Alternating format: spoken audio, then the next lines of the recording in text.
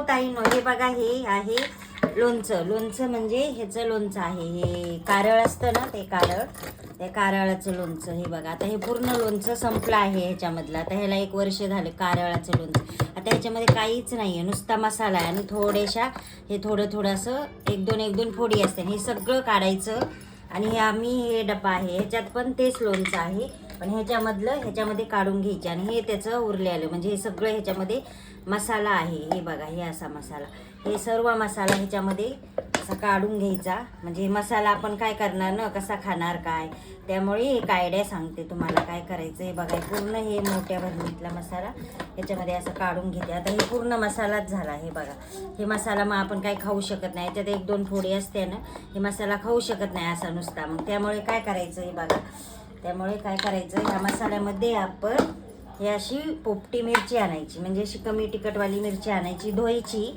आणि त्यानंतर ही मिरची अशी मधातून कापायची. बघा, अशी मधातून पूर्ण अशी कापून घ्यायची. ही मिरची सगळ्या अशा मिरच्या कापून घ्यायच्या. अशा कापून घ्यायच्या, म्हणजे आता ह्याच्यात कमी बसतात ना, त्यामुळे मी कमीच टाकते. हे बघा, ह्या अशा मिरच्या टाकून पूर्ण अशा ह्याच्यामध्ये ह्या मिरच्या टाकून घ्यायच्या. अशा जेवढ्या बसत्यान तेवढ्या. वाटलं तर हे काढून तुम्ही चांगलं मिक्स करून हे पण करू शकता. हे बघा, ह्या अशा मिरच्या टाकायच्या. मिरच्या टाकल्याच्या नंतर त्यामध्ये हे बघा, हे असं मिक्स करून घ्यायचं चांगलं. जितक्या बसत्यान तितक्या टाकायच्या.